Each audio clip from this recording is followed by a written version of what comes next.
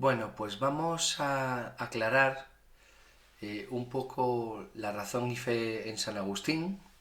Esta diapositiva, que corresponde a un libro de texto, que es el que a veces utilizo para guiarme, pues contiene las indicaciones sobre la fe en San Agustín y vamos a aclarar algunas cosas.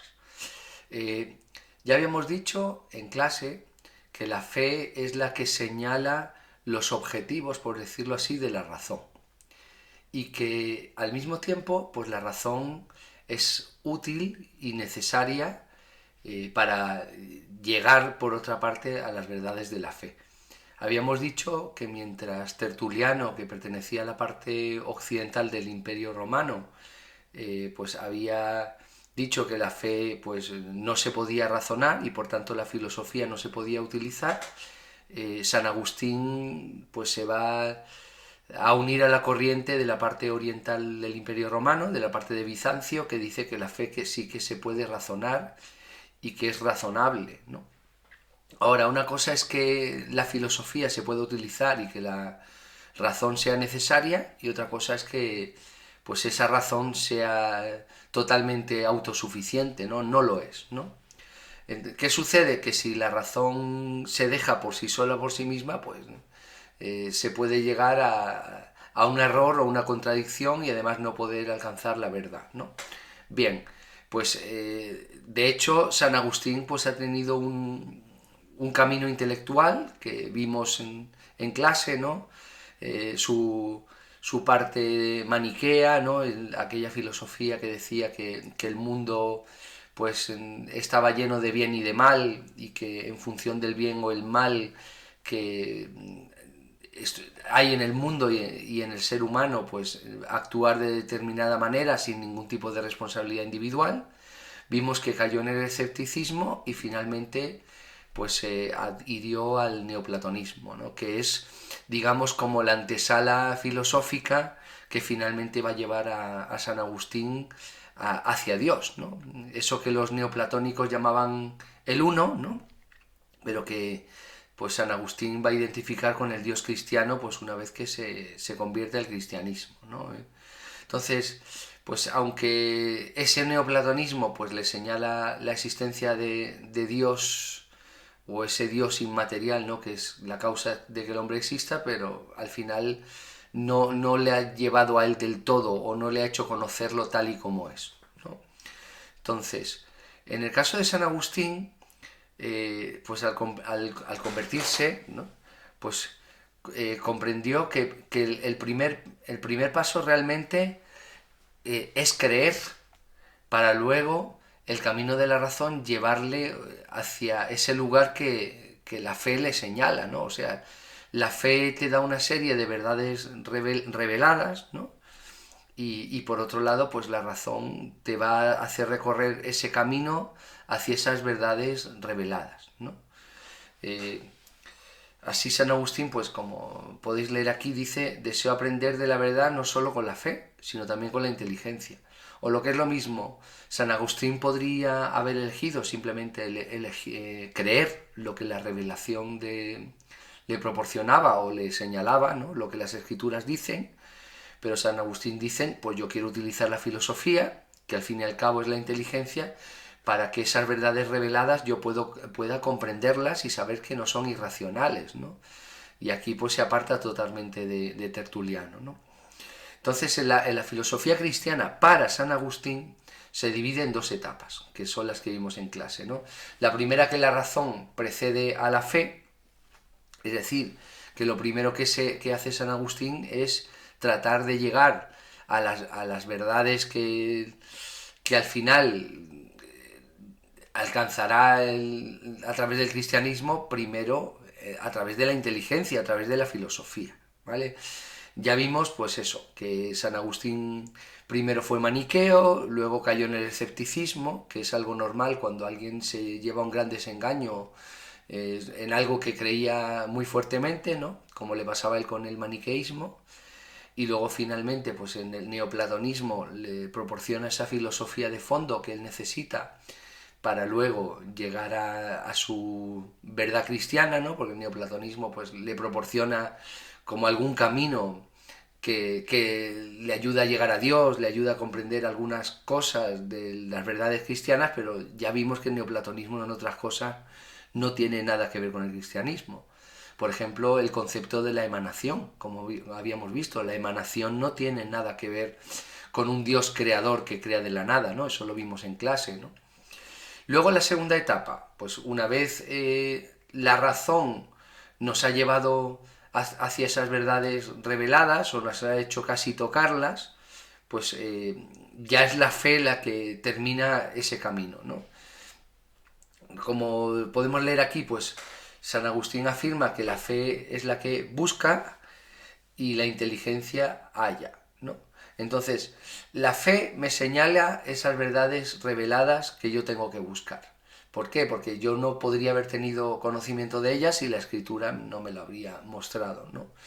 Y luego, eso señalado por la fe, pues el camino lo recorre la razón, ¿no?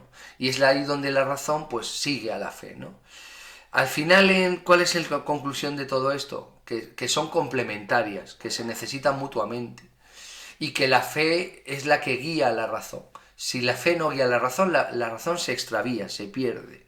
La fe señala los objetivos de la razón y hacia dónde hay que llegar. Si no, la razón sigue otro camino y es un camino extraviado, de perderse, ¿no? De no llegar a la verdadera y auténtica verdad absoluta que al fin y al cabo para San Agustín la representará el cristianismo, ¿vale? Entonces, al final, ¿qué significa que la razón está supeditada a la fe? Pues que la razón debe guiarse por la fe y debe sujetarse a la fe. No puede ir por un camino distinto del que la fe le señala, ¿no? Entonces, la fe muestra, digamos, como el final del camino, a donde hay que llegar, ¿no? Pero al mismo tiempo dice San Agustín, la razón la necesitamos. Y la forma de expresarlo es lo que esta frase que os leí en clase también, ¿no? Prestadme una verdad manifiesta, dice San Agustín, o sea, una verdad evidente, algo que la razón me muestre claramente y que no deje lugar a duda. Y si esa verdad es contraria a la fe, pues yo dejaré la fe y me guiaré únicamente por la razón. Eso es un reto que le hace San Agustín a la razón o a esta especie de racionalismo, aunque el racionalismo no aparece hasta el siglo XVI, XVII, pero digamos esta es una propuesta racionalista, ¿no? Es decir, yo creo que la razón al final me va a llevar a la verdad cristiana, la verdad revelada, y si claramente la razón me lleva a otro sitio y alguien me lo puede exponer con claridad, yo abandonaría la fe. O sea, esto seguramente para Tertuliano, ¿no? Pues sería pues, una herejía total, ¿no? Por eso, ante el miedo a que la razón nos lleve por caminos distintos a los de la verdad cristiana, pues finalmente pues hay una parte de los intelectuales, bueno, por llamarlo así, o de los padres de la Iglesia, mejor dicho, que deciden pues desechar la fe como camino y que solo sirve para perderse, ¿no? En cambio, San Agustín por algo ha pasado a filósofo, porque la razón le parece imprescindible o modo de confirmar las verdades de la fe, ¿no? Que al final, ¿cuál será esa verdad? Bueno, la verdad llevará a Cristo, ¿no? Que eso también lo comentamos, ¿no? Esto por comentar un poco San Agustín y el tema de la razón y la fe y dejarlo un poco más aclarado de cómo lo dejamos en clase, ¿no? Y así ya podemos saltar a Santo Tomás. Bueno, de Santo Tomás pues no os voy a decir mucho en plan biográfico, ¿no? Pues nacido en la que no sería Italia todavía, ¿no? Pero bueno, en los reinos y en las tierras precedentes a la que sería luego el Estado italiano, aunque luego él estudiaría en París y ahí pues donde se formaría profundamente en Aristóteles y desde luego le entusiasmó tanto que intentó pues conciliar toda la filosofía aristotélica con la verdad cristiana, ¿no? Que en algunos puntos pues le resultaría bastante complicado, ¿no? Luego, como vamos a ver, ¿no? Luego, además, realmente Santo Tomás, perdón, es el que va a establecer las bases de lo que sería la escolástica medieval, y la escolástica medieval pues sería todo ese cuerpo de conocimientos que la Iglesia pues salvaguardaría en la época del medievo, sobre todo basado en Aristóteles. Y eso es lo que haría tan difícil y llevaría tantos siglos pues abandonar el paradigma aristotélico para dar paso a la ciencia moderna, ¿no? Al fin y al cabo, pues el problema que tuvo Galileo con la Iglesia católica y pues con la cultura escolástica de la época fue precisamente que Aristóteles era como el todo, ¿no? Y era imposible contradecirle, y que Aristóteles era lo que realmente las escrituras enseñaban, ¿no?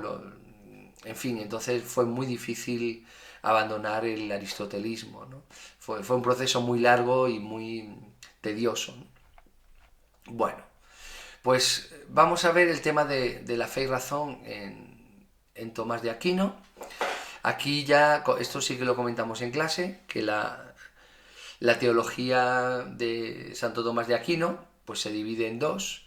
La primera, la teología natural, que es la que podríamos identificar con la filosofía, es decir, la teología natural sería el uso de la razón, el uso de la filosofía, pero eso sí para llegar a las cuestiones o a las verdades cristianas, ¿no? Por ejemplo, la existencia de Dios. Según la teología natural, nosotros podríamos a través de la razón llegar a la conclusión de que Dios existe sin que nos lo revelara ninguna escritura, ¿no? Sino que nuestra propia razón sería capaz de llegar, ¿no?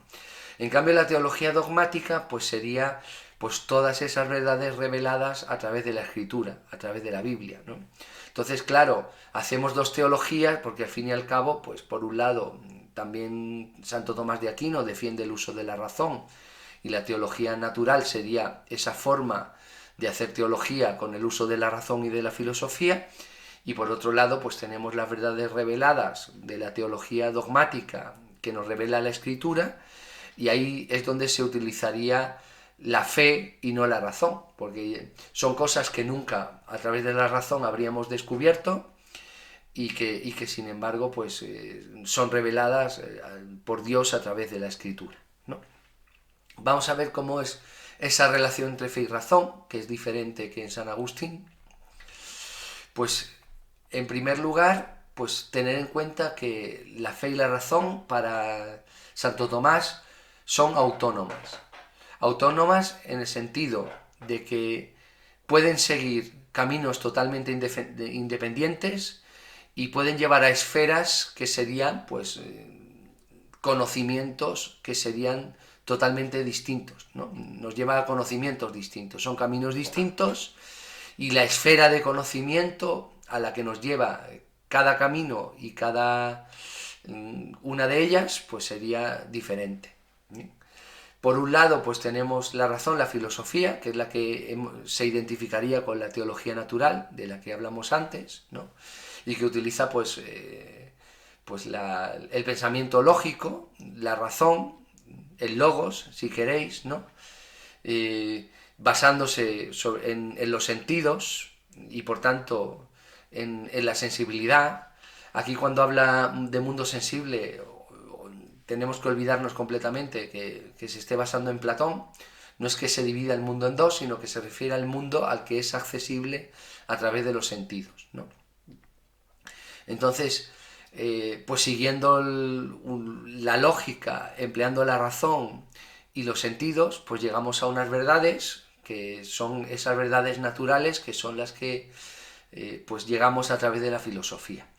Y luego tenemos, por otro lado, pues la verdad que se identifica con la teología dogmática, que son las verdades reveladas a través de la escritura, que se ocupa de lo sobrenatural que se nos revela en la escritura y que nuestra razón no habría podido conocer ni acceder a ello, y que se identifica con la fe, ¿no?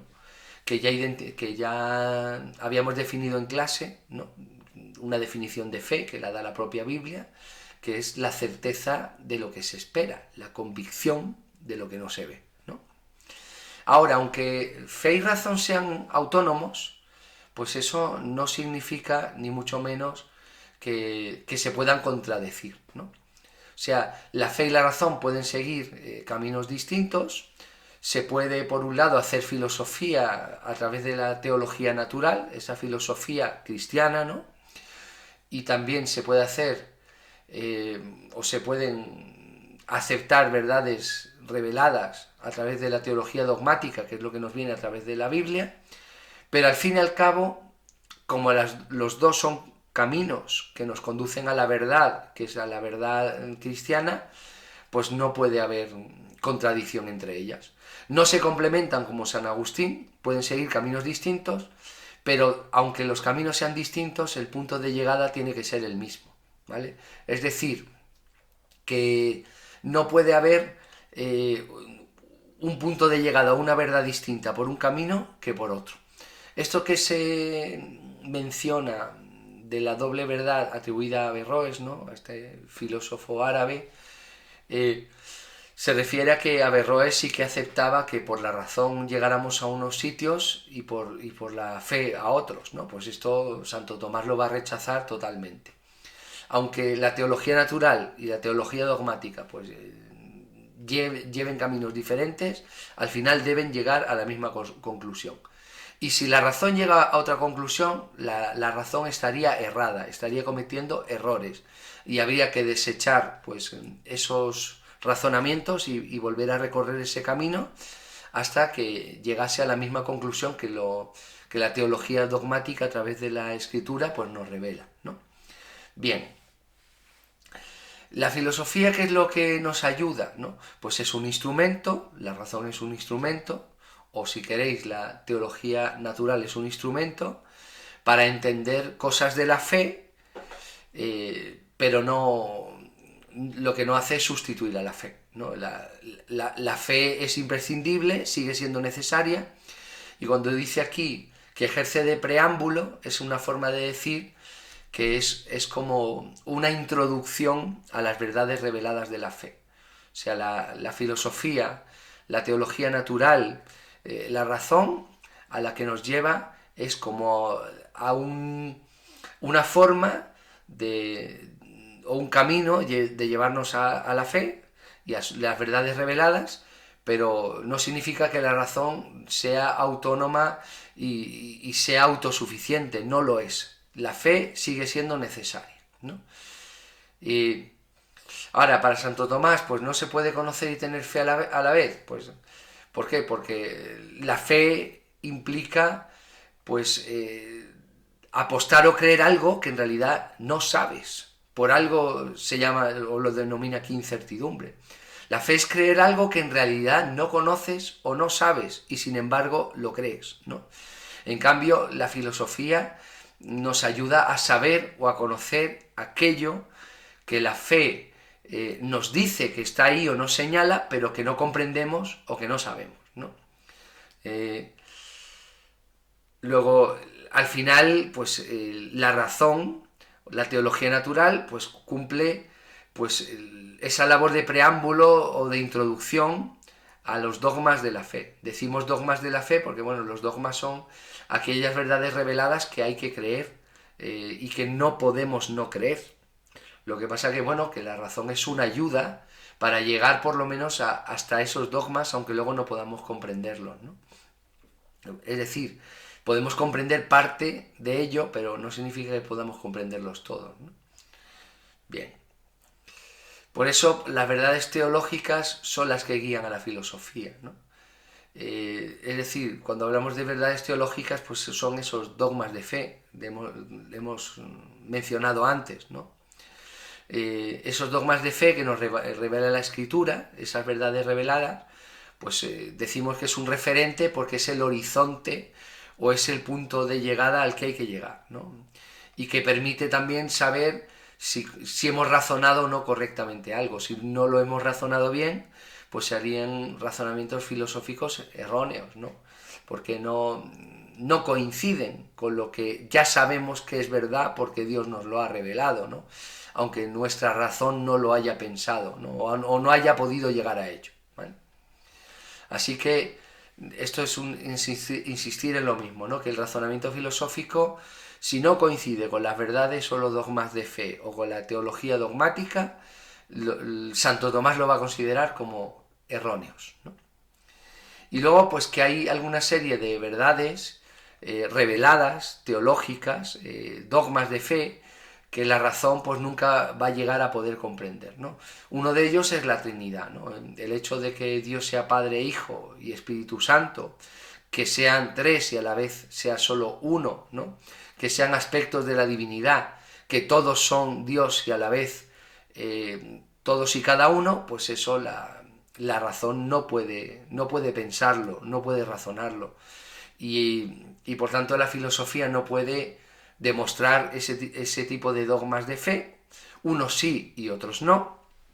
Por ejemplo, uno que sí se podría demostrar sería la existencia de Dios. A eso se podría llegar sin la revelación y sin la filosofía, pero, mejor dicho, con la filosofía y sin la revelación, quería decir. Y por tanto, pues lo que hace la escritura es simplemente confirmar lo que la razón ya nos podía llevar hasta ahí, o nos había llevado hasta ahí, ¿no? ¿Vale? Bien, la filosofía, pues también es un instrumento, ¿vale? Y es una herramienta que también pues puede utilizar la teología, ¿no? Sería como la conclusión a la que podríamos llegar, ¿no?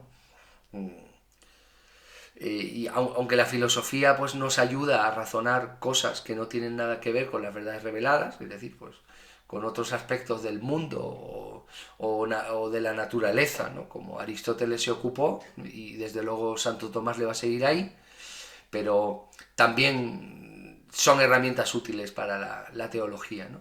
Aquí vemos que Santo Tomás sigue a San Agustín, ¿no? Es decir, no va a ser como Tertuliano tampoco, ¿no? Y por eso va a pasar, se va a pasar a la historia pues como un filósofo, ¿no? Porque él cree que la verdad revelada, o muchas de ellas, no todas, pues van a poder ser, se podrán llegar a ellas a través de la razón. Y bueno, y que la razón es útil en general, ¿no? Para aspectos que no sean solo teológicos, ¿no? Como acabamos de decir, ¿no? Bueno, aquí tenéis un esquemita para que podamos entender esto un poco mejor, ¿no? Y aquí pues vemos pues la parte de la teología dogmática, que es la que se relaciona con la fe, y la teología natural, que es la que se refiere con la razón, y ahí tenemos pues todo ese resumen de todo lo que hemos visto anteriormente, ¿no? Y lo podéis revisar pues para ver si y construir a partir de ahí pues todo el razonamiento que hemos comentado, ¿no? Bueno, esto sería la relación entre razón y fe, que podría ser una pregunta de Ebau, tal cual, razón y fe en un autor medieval, que en este caso pues podría ser San Agustín o Santo Tomás, ¿no? Vamos a ver la cuestión de la teología en Santo Tomás, ¿no? Bien, si recordáis, San Agustín no se tomó muchas molestias en demostrar a Dios. Una de las cosas que dice la Escritura, que desde luego Santo Tomás también la cree, es que en realidad Dios debería ser evidente a través de la creación. Evidentemente, si eso lo dice la Escritura, pues Santo Tomás lo va a creer también, ¿no? Pero al mismo tiempo, pues Santo Tomás cree que a través de la razón también se debería poder llegar a Dios, y sería una forma de hacer coincidir eso con el dogma, con la verdad revelada de Dios. A diferencia de la Trinidad, como hemos dicho, esto es algo a lo que la razón sí puede llegar, ¿no? No significa que la razón pueda comprender la esencia de Dios o los atributos de Dios, pero desde luego sí la existencia de Dios, que es de lo que se trata, ¿vale? Entonces vamos a comentar eso. Aquí menciona a San Anselmo, porque San Anselmo fue uno de los primeros que propuso pues una forma de demostrar la existencia de Dios. Esa forma era decir que como Dios es lo más perfecto posible que se puede pensar, eso que que es lo más perfecto posible que se puede pensar, tiene que existir necesariamente. Este argumento se le ha llamado, o se le ha dado el nombre de argumento ontológico, el hecho de que el ser más perfecto posible que podemos pensar tiene que existir necesariamente, ¿vale? Sin embargo, pues Santo Tomás no va a aceptar este argumento, no le va a parecer válido este argumento, y él va a proponer el argumento de las 5 vías, que es el que vamos a ver ahora, y de esa manera, pues si San Anselmo había dicho que la esencia de Dios es existir, porque lo más perfecto tiene que existir, pues Santo Tomás va a rechazar ese argumento basado en la esencia, ¿no? de que lo más perfecto de Dios es su esencia y por tanto su esencia es existir, pues Santo Tomás no lo va a aceptar y va a presentar el argumento de las 5 vías, ¿vale? Antes de hablar de este argumento, me gustaría comentar algo, pues que en este libro de texto, en estos apuntes que os voy a dejar, pues no vais a encontrar, ¿no? Que es el tema de cuál es el Dios de Santo Tomás, ¿no? Pues el Dios de Santo Tomás es el Dios aristotélico, porque por algo Santo Tomás es aristotélico, pero claro, hay algunas diferencias notables e importantes, ¿no?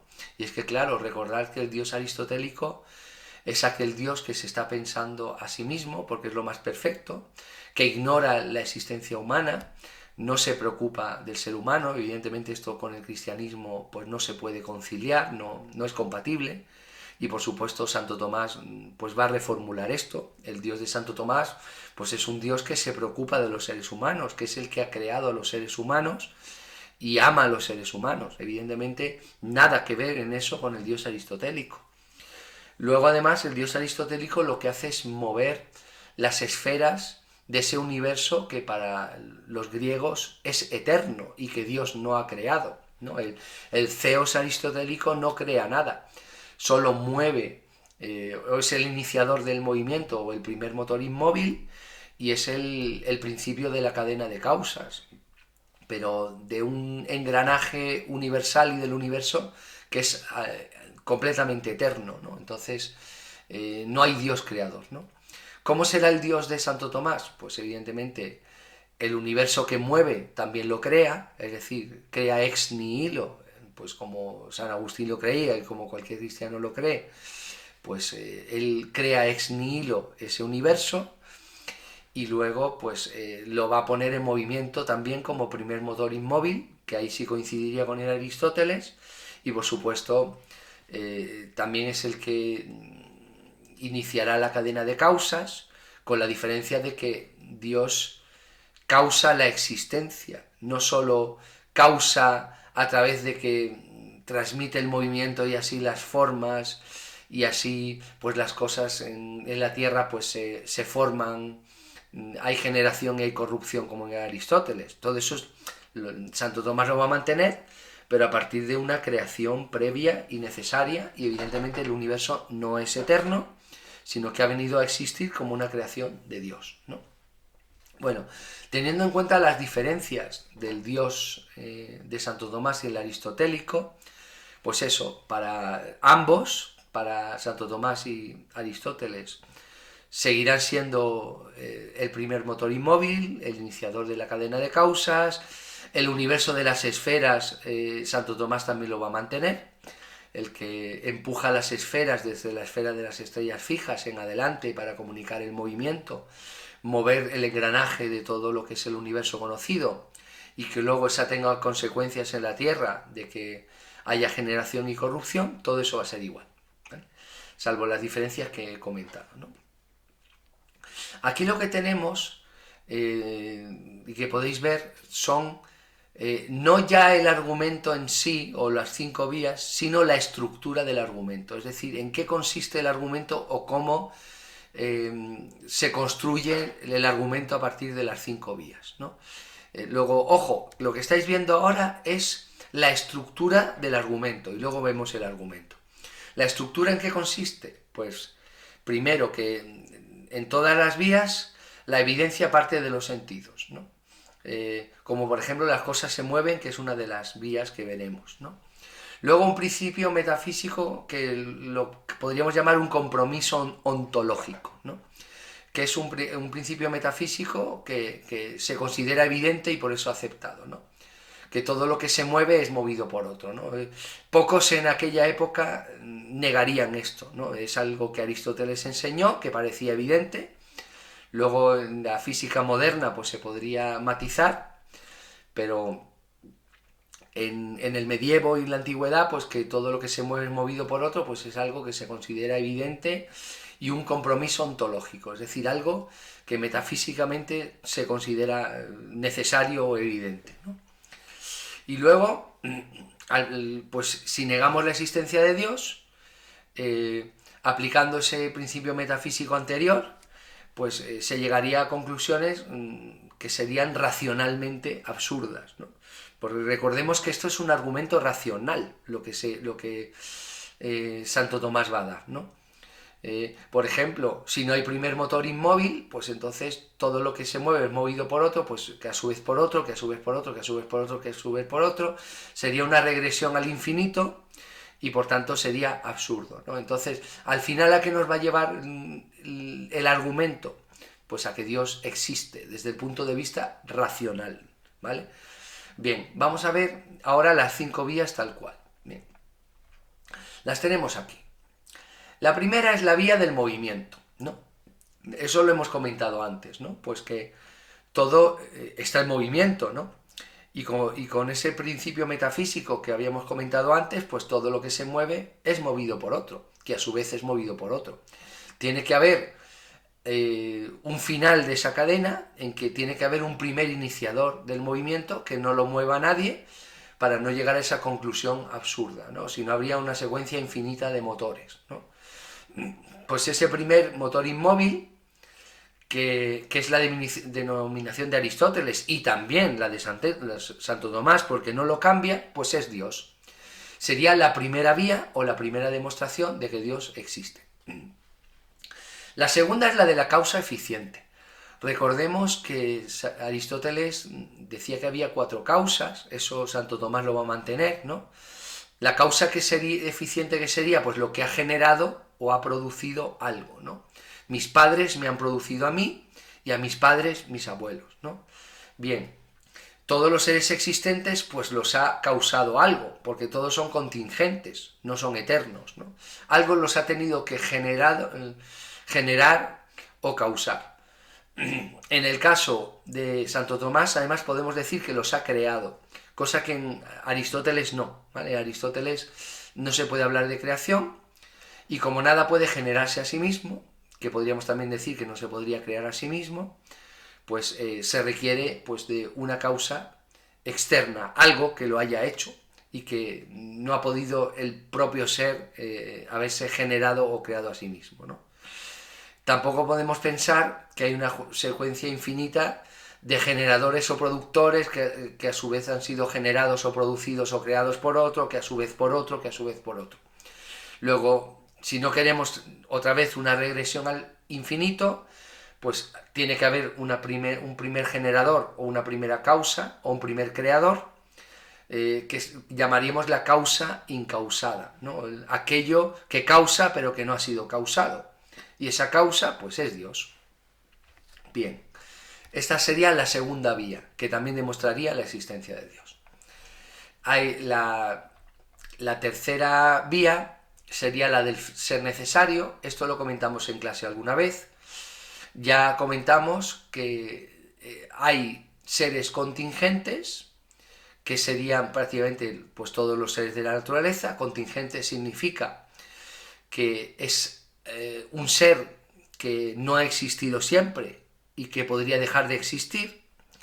Por eso es contingente. Contingente significa que es algo que no es permanente, es algo que ha tenido un inicio y que tendrá un fin o incluso ya ha dejado de existir.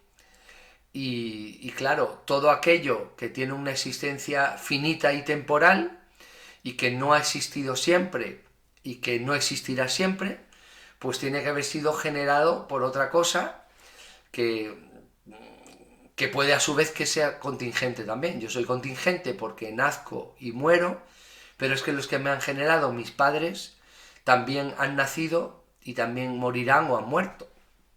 Por tanto, son seres contingentes también. Todos los seres que han sido generados o producidos por una causa eficiente que vimos en el apartado anterior, pues tienen que venir de algo que no haya sido generado y producido por nada, y que tiene que ser un ser que llamaríamos necesario. Necesario es lo contrario de contingente. Contingente es algo que no ha existido siempre y podría dejar de existir, y en cambio un ser necesario es algo que ha existido siempre y que no puede dejar de existir.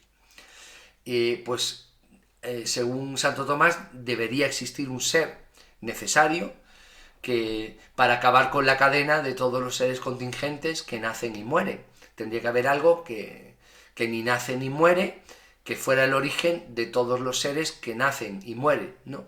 Pues ese ser necesario pues sería Dios. Esa sería la tercera vía, la vía del ser necesario. La vía del ser supremo se podría decir que sería una vía de carácter moral, ¿no? Es decir, parece que todos los seres humanos, según Santo Tomás, pues son capaces de juzgar hechos y acciones. Claro, estamos hablando de un juicio moral, es decir, todos los seres humanos parecen tener conciencia de qué es lo bueno y qué es lo malo, sin que nadie se lo haya dicho o revelado, ¿no? Entonces, si podemos calificar cosas como mejores o peores, como buenas o malas, ¿no? Como más o menos nobles, pues eso significa que parece que hay inscrito en nosotros pues una especie de moral, ¿no?, que no puede venir de nosotros, y que parece que hay un consenso amplio en cuanto a lo bueno y lo malo. Ojo, que esto en el mundo medieval pues más o menos podría ser un argumento. Hoy sería más difícil poder decir que todos estaríamos de acuerdo en lo bueno y en lo malo, pero para Santo Tomás pues parece que tiene que haber un ser supremo que ha definido y decidido qué es lo bueno y lo malo, y que los seres humanos pues somos conscientes de ese bien supremo o de ese mal que existe y podemos juzgarlo, ¿no? Pues el bien supremo, o el que marca el bien supremo, es Dios, y por tanto sería la prueba de que Dios existe, ¿no? Nuestra capacidad de juzgar moralmente, ¿no? de que haya leyes naturales sobre lo bueno y sobre lo malo, ¿vale? Esto sería pues la cuarta vía que llamamos del ser supremo, ¿no? Y la quinta vía pues sería pues la que podríamos llamar la de la teleología, ¿no? Ya sabéis que Aristóteles pues creía en que todos los seres tenían en su interior pues su finalidad, ¿no? Dijimos que era una finalidad intrínseca o inmanente, en el sentido de que ese fin está ya inscrito o está dentro del propio organismo del propio ser. No se lo da nada externamente, sino que está en la propia naturaleza del organismo. ¿Cuál será la diferencia con Santo Tomás? Que para Santo Tomás esa teleología no es no es inmanente ni intrínseca, sino que es externa, es trascendente. Es Dios la que a sus criaturas, a su creación, les ha dado esa finalidad, esa teleología. O sea que la teleología de Santo Tomás sería una teleología que viene de Dios. Y por tanto, cuando la araña, como es el ejemplo que se pone aquí, pues busca o crea una tela para cazar, o la lluvia pues alimenta a las plantas, ¿no?, y animales, pues es porque Dios lo ha diseñado y lo ha creado de esta manera. No es algo que está en la naturaleza y que nadie le ha otorgado o le ha dado, ¿vale? Entonces, esa teleología, que en este caso es trascendente, viene de Dios, ¿no? ¿Vale? Al final, ¿en qué concluye todo esto? Pues que por 5 caminos distintos se puede demostrar que Dios existe, y por tanto que la razón nos lleva a Dios.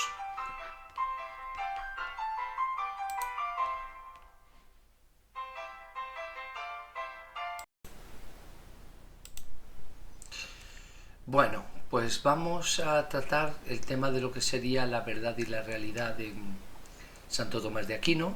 Concretamente nos vamos a referir a la metafísica, y la metafísica pues sería una variación de la metafísica de Aristóteles. En realidad además está simplificada. No es que Santo Tomás de Aquino la simplifique, sino que damos por supuesto que aquello en lo que no marquemos la diferencia, Santo Tomás va a seguir a Aristóteles en todo. Sin embargo, hay una noción metafísica de Santo Tomás en la que se va a distanciar de Aristóteles, y la vamos a explicar. Sería pues la diferencia entre esencia y existencia. Si recordáis, Aristóteles creía que la esencia de todas las sustancias, que eran los entes individuales, son las formas, o es su forma, ¿no? O sea que todas las sustancias estarían compuestas de dos cosas, de materia y de forma, siendo la forma su esencia, ¿no? Si es una copa, por ejemplo, pues la copa, la forma de copa sería su esencia, y luego la materia podría ser cualquier material. Recordar que la forma se refiere a la estructura, no se refiere a una mera silueta. En el caso de la copa, la forma de copa como silueta de copa sería suficiente, pero en el caso del ser humano, pues la forma de ser humano no implica la silueta, ¿no? Uno puede tener una silueta más o menos estilizada, pero mantendría la misma forma. Bien, ¿qué sucede para Santo Tomás? Que hay una contradicción entre el universo cristiano y el universo que describe el mundo griego. En el mundo griego el universo es eterno, el cosmos es eterno, y por tanto la materia también es eterna. Entonces es coherente que la forma sea la esencia de todas las cosas, porque la materia pues ahí está, permanece siempre, y luego simplemente pues hablamos de las distintas formas que pueda adoptar. Eso sería Aristóteles. ¿Cómo lo transforma esto Santo Tomás de Aquino? Pues Santo Tomás de Aquino va a decir que la esencia de todas las cosas incluye tanto la materia como la forma. Es decir, para que una cosa sea la que es, incluye tanto su materia como la forma, y no puede prescindir de ninguna de las dos. ¿Por qué él cree esto? Porque tanto la forma se puede tener como no tener, como la materia puede estar presente o no existir. Entonces no es como en Aristóteles, que la materia preexiste a la forma y la forma es lo único que se puede tener o no tener. En cambio, para Santo Tomás, la materia puede no existir, porque como Dios ha creado el universo, pues antes de que Dios lo creara no había nada, no había materia.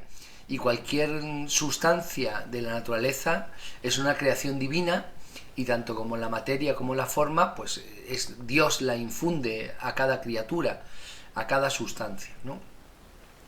Aquí se comenta un poco lo que es la esencia. Pues la esencia, ¿qué es? Pues todas esas características necesarias y suficientes para que una cosa sea lo que es, ¿no? Define lo que es cada entidad, ¿no? Para Santo Tomás, pues ya hemos dicho que esa esencia necesariamente se compone de materia y de forma, porque los dos son contingentes. Ahí está la clave. Para Aristóteles solo sería contingente la forma, pero no la materia. La materia siempre está ahí, es eterna.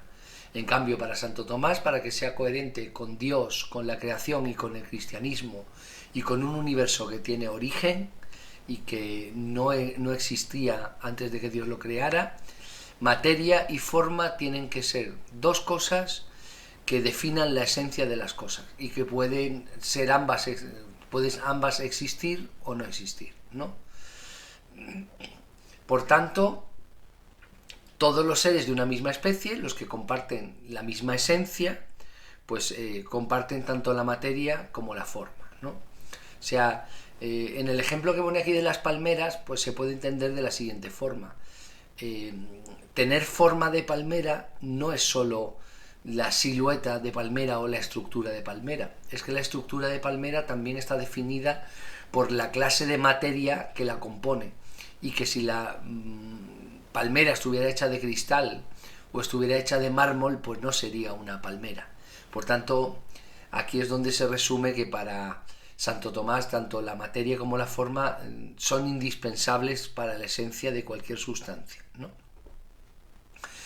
Y esa esencia además se identifica con lo que habíamos estudiado, que es la potencia aristotélica, es decir, aquello que aún no es, pero que puede ser. Cuando hablamos de la esencia de algo, estamos hablando de una materia y una forma que aún no están presentes, porque Dios no las ha creado. En el momento que esa materia y forma se materializa y viene a la existencia, es decir, porque Dios lo ha creado, pasa de ser en potencia a ser en acto. Por eso la esencia es algo que es contingente, que puede existir o no, y en el momento en que no existe, está en un estado de potencia, en este caso en la mente de Dios, y cuando Dios lo actualiza y lo lleva a la existencia, esa materia y esa forma, a una sustancia concreta, pues entonces pasa de potencia a acto, ¿no? Entonces, esa diferencia es la que hará Santo Tomás entre esencia y existencia. La esencia es lo que define que algo sea lo que es, pero para que realmente tenga presencia y esté actualizado y esté en acto, tiene que existir. Y la existencia es Dios la que la da, ¿no? Es Dios la que actualiza la esencia y realiza esa materia y esa forma que primero están en la mente de Dios y luego pues pasa a ser acto y a existir en cada criatura. Bien.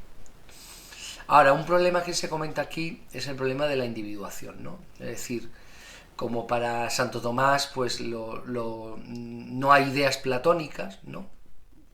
Pues la pregunta sería, pues, ¿qué hace a los seres distintos si cada uno pues puede tener, o un grupo de individuos puede tener la misma esencia, ¿no?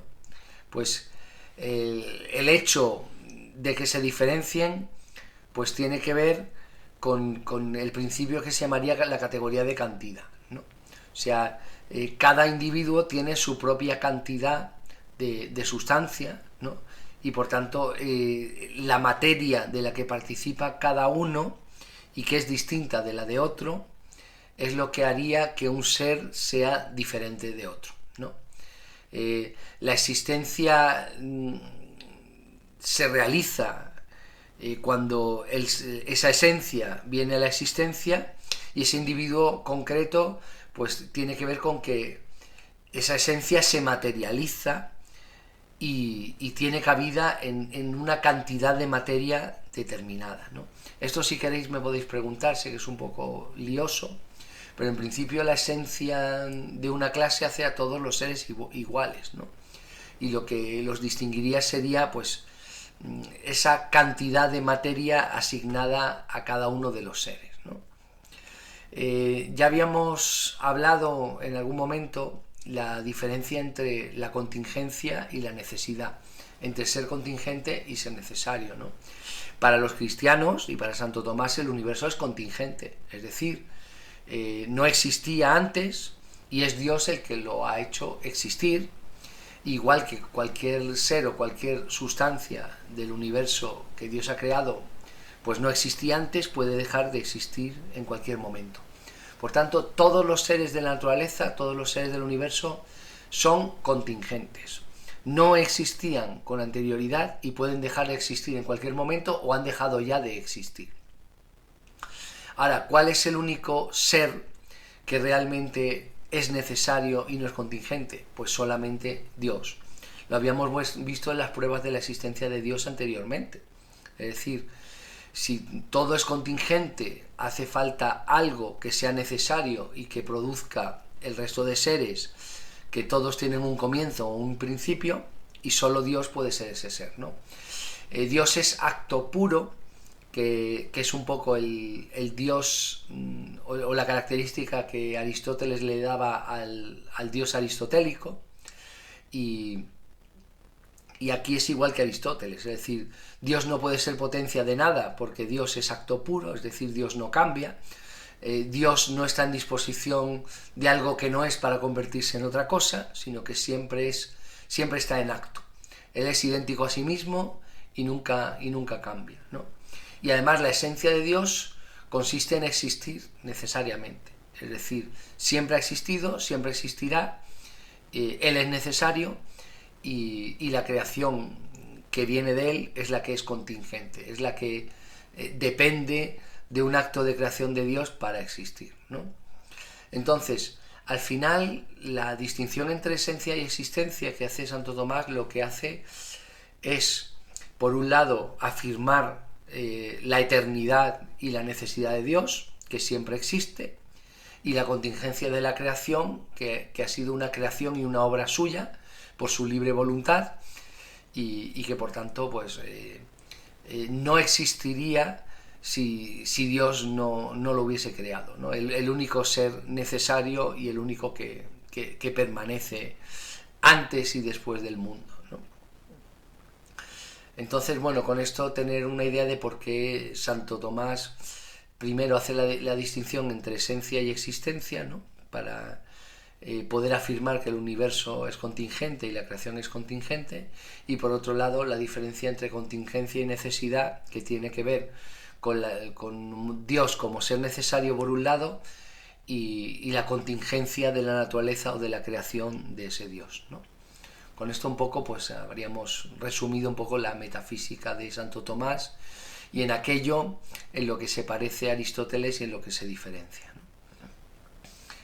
Bueno, aquí tenemos un esquema de esa distinción que acabamos de hacer, y ahí creo que lo podríamos ver mejor, ¿no? Vemos que Aristóteles distingue entre materia y forma.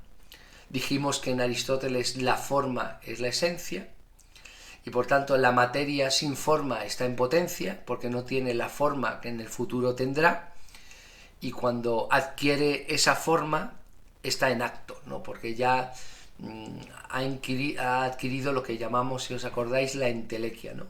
Que es esa finalidad que cada ser tiene intrínsecamente o de manera inmanente, y que hace que se despliegue y adquiera en acto una forma que estaba potencialmente en esa materia, ¿no? En cambio, si veis en el esquema de Santo Tomás, veis que la materia y la forma forma parte de la esencia, y ambas son potencia, porque tanto la materia como la forma no tienen por qué existir en acto. Es decir, en la mente de Dios está planeado o está pensado la esencia del ser al que quiere crear, que va a constar de tal materia y tal forma, pero solo viene a la existencia y por tanto es en acto cuando Dios ha creado a ese ser, ¿no?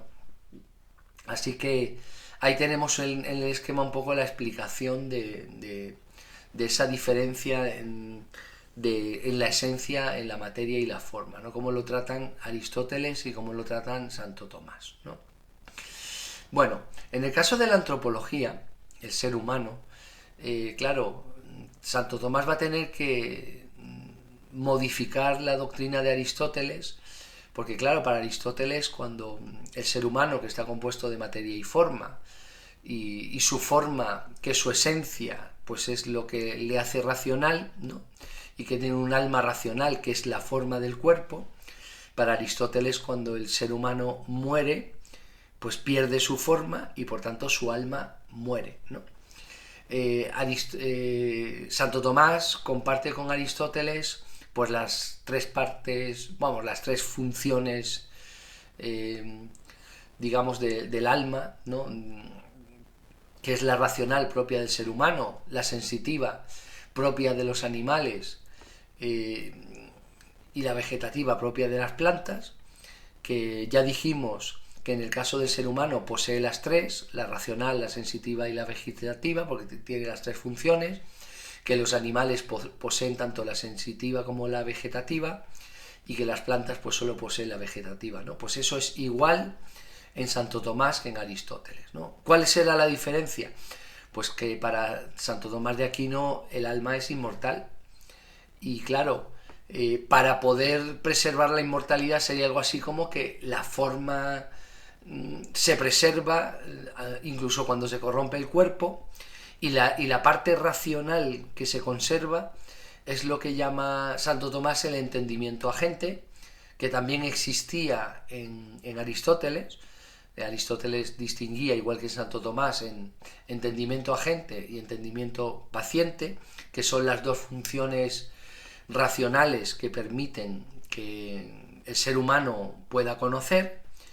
Y pues para Santo Tomás la forma, el alma inmortal del ser humano, la parte que sobrevive es la parte racional, que se identifica con esa función intelectual que llama el entendimiento agente, que vamos, que esto es terminología aristotélica. Aristotélica lo llamaba exactamente igual, o sea, Aristóteles lo llamaba exactamente igual, y es pues la parte del alma que le permite realizar abstracciones, ¿no?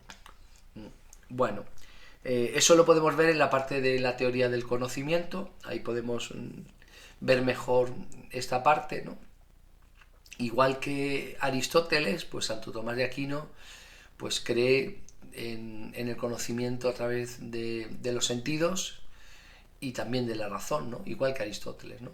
Aristóteles y Santo Tomás son empiristas, ¿no? Y no creen que haya ideas innatas, en el sentido de que preexistan o anteriores a la experiencia, ¿no? Llamamos a la experiencia pues a los datos que se reciben a través de los sentidos. Entonces todas las ideas proceden siempre de datos que se reciben a través de los sentidos, ¿no? Entonces para Santo Tomás la mente es una tabula rasa, o sea, una tabla rasa, que no tiene ningún tipo de contenido. Y entonces todo lo que hay en la mente siempre forma parte de una experiencia anterior a través de los sentidos, ¿no? Esto lo distinguimos del conocimiento revelado de la Escritura, ¿no? Que es lo único que Santo Tomás admitiría como dato o como información que no viene a través de los sentidos, claro, pero es que viene por ciencia infusa, por iluminación divina de los escritores o de los hombres que escribieron la Biblia, ¿no? Pero en general, pues el conocimiento, igual que para Aristóteles, pues se va a basar pura y exclusivamente en la experiencia, y luego son datos que luego los trabajará la razón, ¿no? Eso lo vamos a ver ahora en los tipos de conocimiento. Igual que Aristóteles, pues Santo Tomás distingue el conocimiento sensible y el abstracto, ¿no? El sensible es el que se capta a través de los sentidos. De hecho, el inicio o el comienzo del conocimiento es siempre lo sensible. Lo concreto y lo particular, ¿por qué? Porque nosotros no observamos toda la realidad en general o una clase en general, sino que siempre nuestra experiencia es de algún objeto particular, ¿vale? Luego, a través de la imaginación, pues se forma esa imagen, esa síntesis de lo que se ha observado a través de los sentidos, y que Santo Tomás, y esto no Aristóteles, solo Santo Tomás, pues lo denomina como un fantasma, ¿no? Pues esa imagen que se forma en la mente a partir de lo captado a través de los sentidos, ¿no? Pero luego lo que se capta se transforma en ideas, ¿no? Aristóteles y también Santo Tomás pensaba que el conocimiento es el conocimiento de lo universal, ¿no? Y esto significa que todo conocimiento, toda idea es una expresión de una verdad universal, ¿no? Que afecta a toda una clase de objetos o de identidades, ¿no? Tenemos en primer lugar la operación de abstracción, que lo realiza una parte del alma o de la psique, ¿no? Que tanto Aristóteles como Santo Tomás llaman el entendimiento agente, ¿no? Que lo que hace es pues tomar los elementos comunes o los aspectos comunes de toda una clase de objetos que puedan tener algo en común. Entonces la abstracción es tomar como hemos dicho en otras ocasiones, todo lo que tienen en común una clase, prescindiendo de todas sus diferencias, ¿no?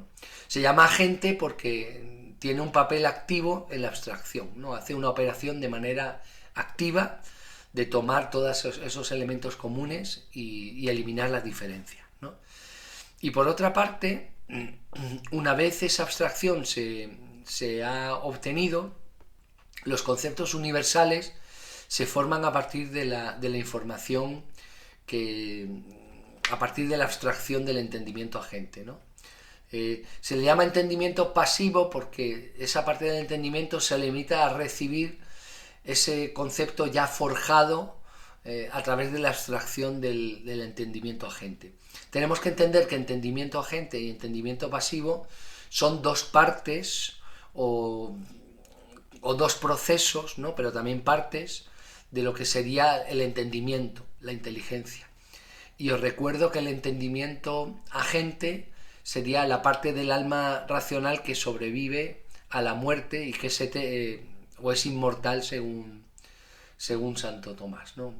Recordad lo que hablamos de la distinción entre inmortalidad y eternidad. Está claro que el alma humana no es eterna exactamente, ¿no? Aunque se pueda usar como sinónimo a veces, sino que es inmortal, ¿no? Tiene un comienzo y Dios luego le puede dar vida eterna y que no tenga fin, ¿no? El ser humano pues solo puede conocer la realidad sensible a través de los sentidos, solo puede conocer a través de la experiencia, y claro, a Dios no se le puede observar o no se le puede captar a través de los sentidos. ¿Cuál es la única forma que se puede llegar a Él? Pues se puede llegar pues a través de las 5 vías que vimos anteriormente, que sería pues el uso de la teología natural y de la filosofía para llegar a Dios de manera indirecta, a través de, digamos, del pensamiento, de la filosofía, de la racionalidad, ¿no? Y luego, pues el otro aspecto que ya hemos comentado anteriormente, pues el revelado, el de la teología dogmática o lo que conocemos de Dios a través de la Escritura. Con esto más o menos tendríamos un poco lo que es la teoría del conocimiento. Y luego hay otro aspecto del conocimiento importante, que es un debate que tuvieron los medievales, ¿no? Tenemos dos tipos de realismos, que eran dos posiciones medievales, que era un debate muy intenso entre los medievales, que al fin y al cabo era el debate que quedó entre Platón y Aristóteles. El realismo exagerado se refiere a la doctrina heredada de Platón, ¿no? El hecho de que existan ideas o esencias de todas las cosas, ¿no? En un mundo de las ideas. A las ideas platónicas los medievales las llamaban ideas ejemplares, que esto ya lo comentamos en San Agustín, ¿no? Que las ideas quedaban como en la mente de Dios y se llamaban ideas ejemplares. Entonces habían ciertos autores medievales que pensaban que la esencia de las cosas estaban en esas ideas y siguiendo a lo que sería un platonismo medieval, ¿no? Y a eso se le ha llamado históricamente realismo exagerado.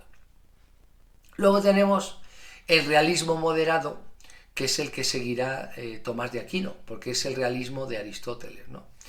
Este realismo ya no piensa que haya unas ideas en un mundo aparte o que residan en la mente de Dios, como en el caso de San Agustín, sino que digamos que las esencias universales de todas las cosas están en las propias cosas. Es decir, la idea de caballo no está, la esencia de caballo no está en la idea de caballo, como pensaba Platón y los medievales del realismo exagerado, sino que la esencia de caballo está en cada caballo y no hay un caballo real o distinto de los caballos sensibles o los caballos las sustancias caballos que hay en la naturaleza. Entonces, este realismo moderado, que es el que sigue Santo Tomás de Aquino y que es la posición aristotélica, pues lo único que nos enseña es que la esencia se capta a través del proceso de abstracción por el intelecto agente, como lo habíamos comentado antes. Y así luego el intelecto paciente termina formando los conceptos. pero no hay una esencia de caballo en un mundo aparte, sino que la esencia de caballo está en todos los caballos concretos y la mente, el entendimiento, la inteligencia, lo que hace es abstraer las formas de esos caballos concretos del mundo natural y convertirlos finalmente en conceptos, ¿no? Para tener un conocimiento de lo universal que tanto Platón como Aristóteles tenían en común, ¿no? Que la única ciencia posible es la ciencia de lo universal. Ahora, igual que Santo Tomás se identifica con el realismo moderado, pues va a pensar Santo Tomás que los universales se pueden entender y se dan además de tres maneras distintas, ¿no? La primera, que él llama ante rem, previos a las cosas, pues son los universales que están en la mente de Dios, ¿no? Que son esas ideas ejemplares, ¿no? Esto se parecería un poco a lo que también enseñaba San Agustín, ¿no? Que las ideas ejemplares están en la mente de Dios y luego Dios va a decidir, pues, realizar y crear pues esos caballos que tiene en su mente, ¿no? Por tanto, son anteriores a la realidad. ¿Por qué? Porque esos universales, por ejemplo, ese caballo que está en la mente de Dios, pues está en la mente de Dios antes de que los caballos sean creados o existan, antes de que Dios les dé existencia, por decirlo así. Esta situación de esos universales anteriores o previos a las cosas es lo que llama Santo Tomás ante rem, previos a las cosas. Luego está el in re en las cosas, ¿no? Ya es cuando los universales ya existen de manera concreta en la naturaleza, Dios ya los ha creado, se dividen en géneros y especies, ¿no? Y son, pues, por ejemplo, los caballos concretos que ya existen, que ya están en la naturaleza y Dios ya los ha creado. Entonces, el caballo universal está en todos los caballos que ya existen y que son reales en la naturaleza, ¿no? Por eso ese in re es que los universales están en las cosas mismas. El caballo, el concepto de caballo o el caballo abstracto se realiza de manera concreta o existe de manera concreta en cada uno de los caballos que ya existen cuando Dios los ha creado, ¿no? Y luego tenemos la situación de post-rem, posteriores a las cosas, que es cuando esas mismas cosas que existen en la naturaleza, el entendimiento humano las abstrae y las convierte en conceptos universales. Esos conceptos universales son el post-rem y son posteriores a las cosas. ¿Por qué? Porque el ser humano, a través primero del entendimiento agente, que abstrae las formas de cada una de las sustancias individuales, ¿no? Y luego el entendimiento paciente, que forja y crea los conceptos, recibe del entendimiento agente pues esas abstracciones, pues en el proceso final tenemos un universal que es posterior a esos individuos o esas sustancias concretas, porque son ideas que tiene el ser humano en su mente. Entonces, repasando un poco, ante rem serían pues los universales en la mente de Dios, aquellas cosas que Dios planea o piensa crear, el in re cuando esas cosas ya existen y están creadas, y el post rem cuando esas cosas nosotros las conocemos, las abstraemos y las convertimos en conceptos. Y con esto más o menos habríamos resumido la teoría del conocimiento de Santo Tomás, ¿no?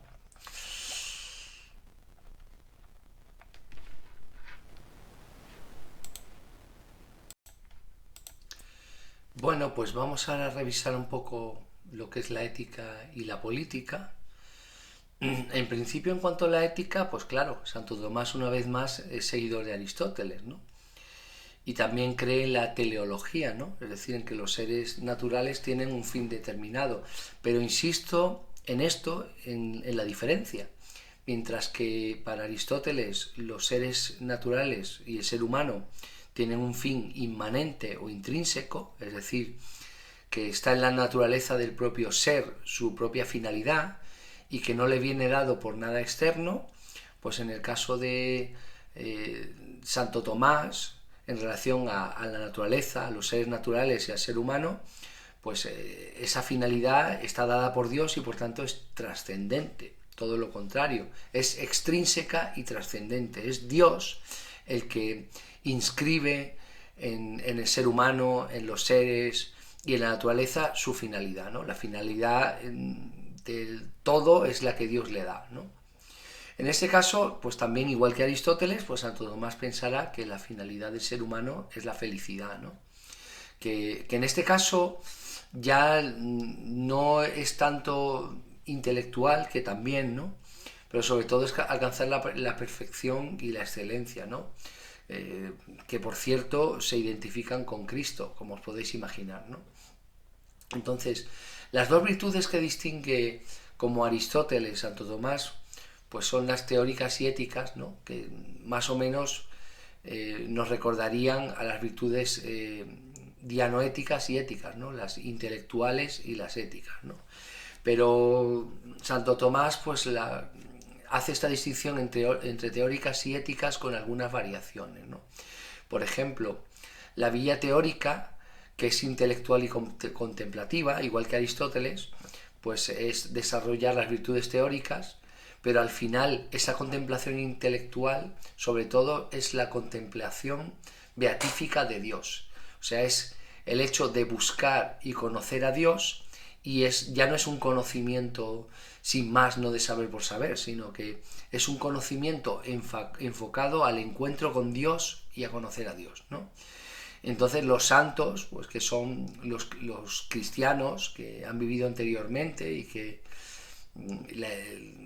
han sido, digamos, los ejemplos de virtud cristiana, pues son el mayor ejemplo posible de la vida feliz, de esa vida enfocada a Dios y de conocimiento de Dios, ¿no? Ya habíamos comentado en la antropología, ¿no? que el alma humana pues es inmortal. Cuando decimos que trasciende a este mundo, quiere decir que va más allá de este mundo y que su finalidad está más allá de este mundo, que se identifica con la trascendencia de Dios, y por tanto la felicidad pues tampoco puede encontrarse en este mundo, sino en el reino de Dios, en el reino celestial, ¿no? Entonces aquí vemos un poco la variación, aunque tiene un matiz intelectual, porque el conocimiento tiene un papel en la virtud teórica. Al final ni ese conocimiento se obtiene en lo terrenal, y además el alma tiene como un horizonte, una finalidad que va más allá de un mundo temporal, y se identifica con el reino celestial o de Dios, que es el reino incorruptible, el reino que va a permanecer para siempre, nada que ver con un mundo temporal. Y al fin y al cabo, ¿qué conocimiento útil o bueno o necesario vamos a obtener en un mundo temporal que va a desaparecer, ¿no?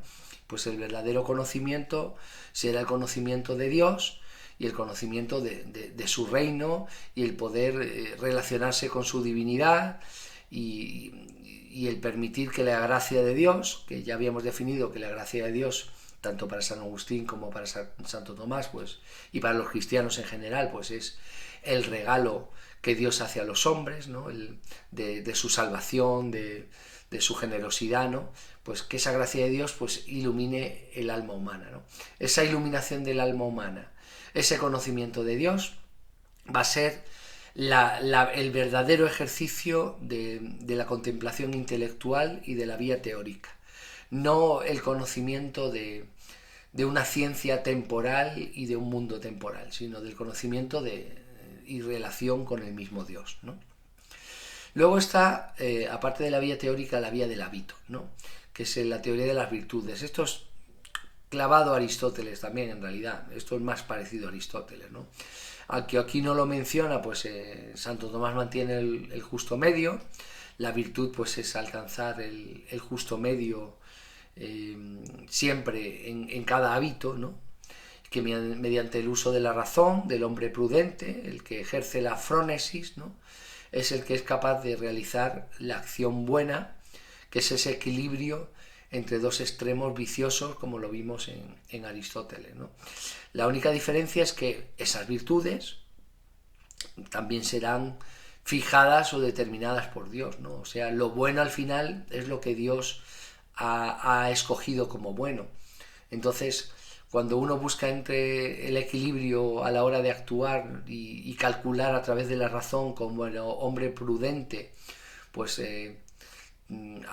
adquirir un hábito de elegir el justo medio siempre será en relación a las cosas buenas tal y como Dios las ha determinado, ¿no? Que en este caso pues no coincidiría eso con Aristóteles, en todo lo demás sí.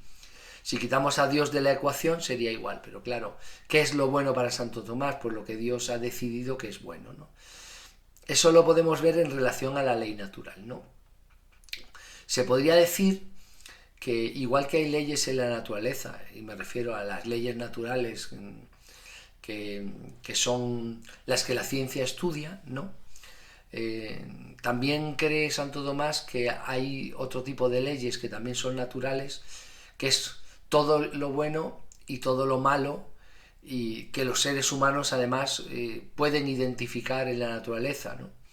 Que como se menciona aquí, pues es una ley no escrita, universal e inmutable, es decir, Dios ha determinado qué es bueno y qué es malo, y que todos los humanos lo pueden reconocer, aunque luego por su estado de caído y de pecado pues puedan no cumplirlo. Pues esa ley natural es la que rige la naturaleza, pero también debe ser la ley que rija pues las relaciones sociales y humanas, ¿no? Eso lo vemos aquí en esta parte de la ley positiva y el iusnaturalismo, ¿no? El iusnaturalismo es la doctrina que cree que las leyes y normas, ¿no? Esta es la parte axiológica de la filosofía, ¿no? Los valores que luego se traducen en leyes, en normas, aquello que consideramos que es bueno, aquello que consideramos que es natural que todo el mundo deba hacer en relación a que es bueno y todo el mundo debería reconocerlo, pues es lo que debería luego reflejarse en las leyes de las sociedades humanas. Es decir, si es de natural y es, digamos, compartido por todos los seres humanos, el no matarás, pues ese no matarás se debe reflejar en el derecho, ¿no? Aquí cuando hablamos de leyes positivas, las leyes positivas es cuando ya se crea o se escribe un ordenamiento jurídico, ¿no? Porque por un lado están las leyes que están en la naturaleza sobre lo bueno y lo malo, y luego los seres humanos, ese iusnaturalismo, es decir, esas leyes que Dios ha puesto en el orden natural, pues los seres humanos deben recogerlas en el derecho, deben recogerlo en las leyes, y eso es lo que denominamos leyes positivas, ¿no? Además, Santo Tomás, igual que Aristóteles, recordad que para Aristóteles el hombre es un zoon politikon, ¿no? Pues el hombre tiende a vivir en sociedad, tiende a vivir organizado socialmente y tiende a tener leyes escritas, ¿no? Y claro, la ley positiva es la ley ya escrita, es la ley ya incluida en un ordenamiento jurídico, ¿no? Y claro, la ley natural, por decirlo así, pide o necesita que esas leyes que todos observamos como naturales y necesarias en el orden divino, que vienen del orden divino, pues que se reflejen en las normas legales de los gobiernos humanos y de los estados, ¿no? Y si de hecho el ser humano propugna o escribe ordenamientos jurídicos que son contrarios a la ley moral y divina de Dios, pues perderían legitimidad, ¿no? Es decir, no tendrían un valor, no tendrían no deberían ser ni respetados, ¿no? Porque no se oponen a lo que Dios realmente ha incluido y que nosotros deberíamos respetar, ¿no? Del orden natural, ¿no? De hecho, la corriente de pensamiento que defiende pues la existencia de estas leyes naturales que no dependen del ser humano y que son del orden natural, pues es lo que hemos llamado y se llama iusnaturalismo, ¿no? Y bueno, en la Declaración de los Derechos Humanos pues se menciona eso de que pues los derechos humanos no son una invención humana, ¿no? Sino que vienen de la dignidad del propio ser humano, ¿no? ¿Y quién le ha dado esa dignidad? Bueno, En la Declaración de los Derechos Humanos no lo dice, pero queda como supuesto que es algo trascendente, que es Dios, ¿no?, el que ha dado al ser humano ese merecimiento de dignidad y de respeto, ¿no?, y que eso debe reflejarse en las leyes, ¿no? Por tanto, pues si hemos dicho que el ser humano pues es un ser social, ¿no?, al mismo tiempo pues tiene un fin trascendente, ¿no? Es decir, el ser humano tiene sus ciudades, sus estados y tienden a vivir en comunidad, pero la finalidad de la vida humana al final pues es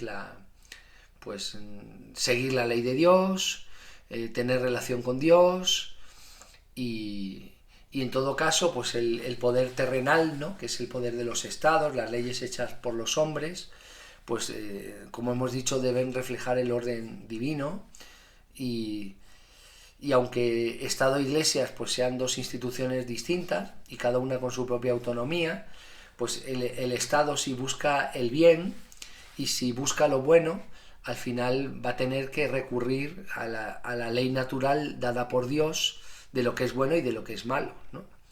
Entonces, aunque Santo Tomás no sea como San Agustín, que San Agustín prácticamente subordina o hace que toda la sociedad humana como tal debe seguir a la Iglesia y el orden social debe basarse totalmente en el religioso, en el de la Iglesia, Santo Tomás pues le da la opción a las sociedades de ser independientes y autónomas de la Iglesia, pero que al final el referente de las leyes humanas y de las sociedades humanas debe ser esa ley natural que cree Santo Tomás, que es consustancial a la naturaleza, que forma parte de la naturaleza y que si el ser humano presta atención al orden natural dado por Dios, pues eso debe reflejarse en las leyes del Estado, aunque el Estado y la Iglesia no estén fundidos y no sean la misma cosa o dependa el Estado completamente de la Iglesia, ¿no?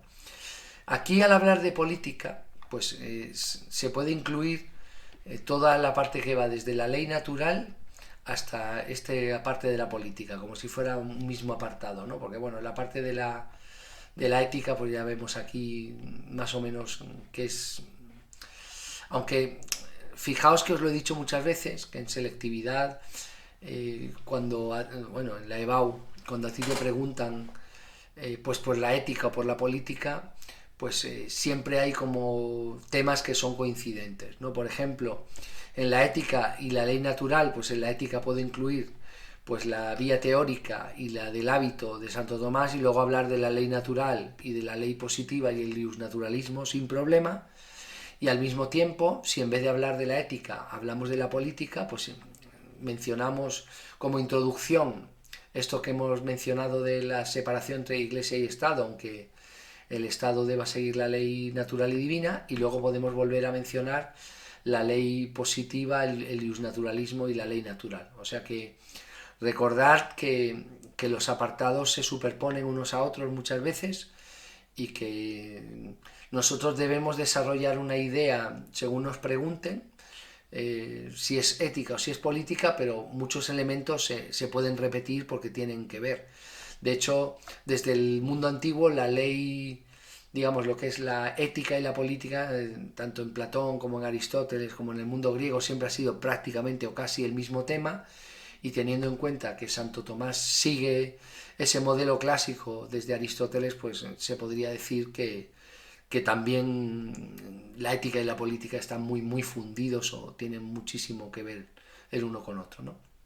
Y bueno, con esto ya cerramos Santo Tomás y ya cerramos lo que es los contenidos del examen. Y bueno, en el examen pues tendréis contenidos a elegir para que pues no dependáis completamente de unos contenidos o de otros, ¿no? Ya sabéis que aquí entra pues la ética y la política de Aristóteles y todo lo de Santo Tomás que os acabo de pasar, del audio y de aquí de este vídeo, y que lo tenéis todo en estos apuntes que os acabo de dejar, aparte del PDF también de la fe de San Agustín, que lo tenéis ahí, y bueno, los apuntes de San Agustín que también los tenéis a mano, ¿vale? Entonces, que tengamos claro los contenidos y ya sabéis que cualquier cosa me podéis preguntar en el foro. Tengo pendiente una pregunta de Ruth y en cuanto pueda también la contesto en breve, y todas las que me vayáis haciendo las voy contestando. Y nos vemos el día 9 en el examen.